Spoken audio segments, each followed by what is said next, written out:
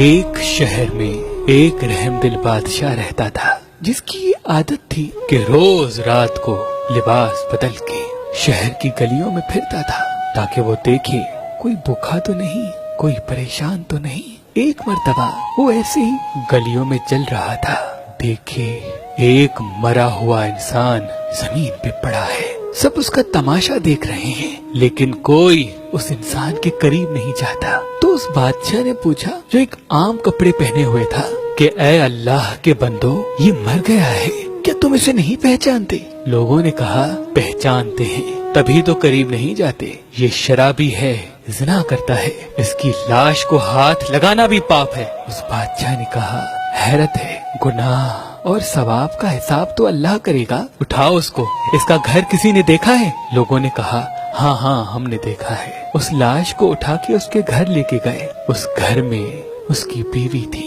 اس بیوی نے جیسے ہی اپنے میاں کی لاش دیکھی، زاروں قطار رونے لگی اور رو رو کے کہا، میں نے اپنی پوری زندگی میں ایسا عظیم انسان، ایسا نیک انسان نہیں دیکھا۔ تو اس بادشاہ نے کہا کہ تمہارا میاں نیک تھا؟ شہر والے تو کہہ رہے ہیں کہ وہ زانی اور شرابی تھا۔ تو اس بیوی نے رو کے کہا، میرا میاں صبح سے لے کے شام تک محنت کر کے کماتا تھا، لیکن جب رات ہوتی تھی تو شراب خانے میں جا کر شراب لیتا تھا اور اس شراب کو گندے نالے میں پھینک دیتا تھا اور کہتا تھا کہ میں نے مسلمانوں کے کندھوں سے، نوجوانوں کے سر سے تھوڑا سا گناہ کم کر دیا۔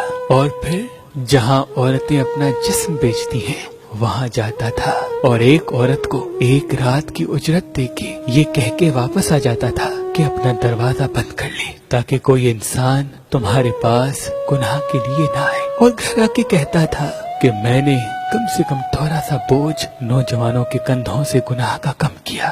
میں کہتی تھی کہ آپ کی یہ نیکی کوئی نہیں دیکھ رہا، جب آپ مریں گے تو یہی دنیا والے آپ کو شرابی اور زانی کہہ کے آپ کی لاش تک نہیں اٹھائیں گے۔ لیکن میرا میاں مسکرا کے کہتا تھا، مجھے اللہ پہ یقین ہے، دیکھنا میرا جنازہ بادشاہ اٹھائے گا، دین کے عالم فخر سے میری جنازے نماز پڑھائیں گے اور پورا شہر میرے قصیدے گائے گا۔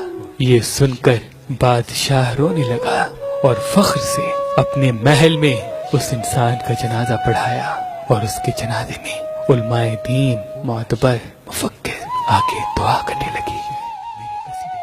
امام علی علیہ السلام نے فرمایا، کسی کی برائی کو بغیر تصدیق کیے برا کہنے والا اللہ کو پسند نہیں، چاہے وہ کتنا بھی بڑا عابد، زاہد یا متقی ہو۔